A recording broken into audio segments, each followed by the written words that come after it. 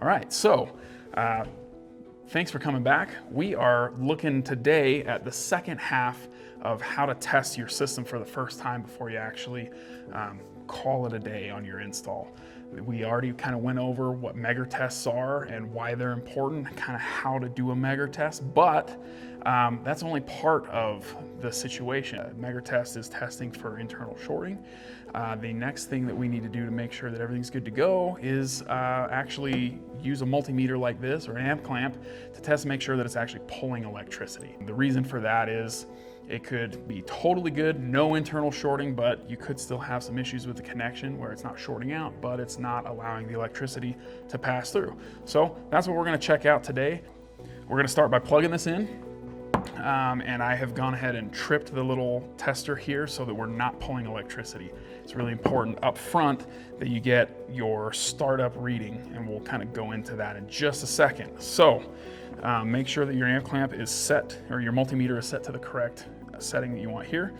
Because this is, I'm anticipating it's gonna pull probably around 15, maybe a little bit more amps on startup. I'm just gonna play it safe and use this 200/400 amps, but this other one, 2/20 amps, that'll give you a little bit more accurate or precise of a reading, but it's gonna tell you basically the same information. And then we're gonna separate one of our leads. It would work the same if you're using something like this.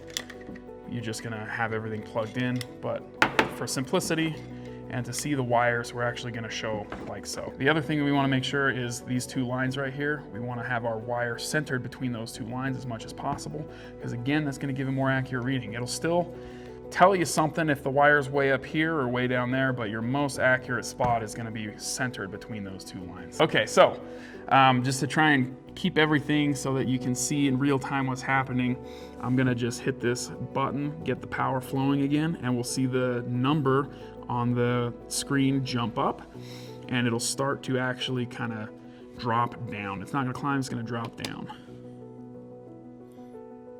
Okay, so we're starting at 9 point something. It's hard to see, I've got glare, but we're trying to keep it in frame for all of you folks. But you can tell that it is dropping slowly. And now that I know that we're well below 20 amps, I can actually change the dial on this to get a more accurate read.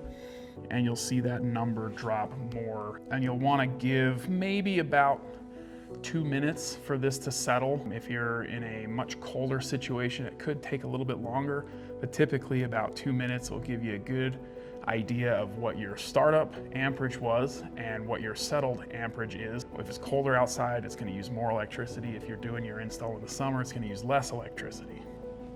And here we are, we're down below 5 amps. Now, one thing to note is this will never actually turn off. It's self-regulating cable, but it's not self-starting or self-stopping cable. Just to kind of show what I was talking about, illustrate a little bit what I was talking about earlier. We've got now the ×10 multiplier line splitter as well. And so here we can see we're about 3.4-ish amps, right? But if I take this off, I'm gonna try and keep everything in screen.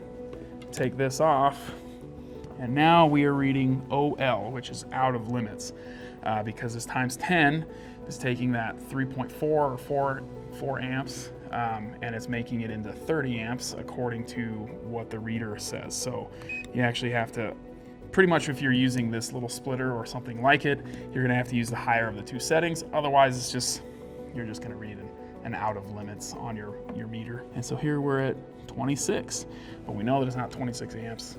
It's actually going to be 2.6 amps.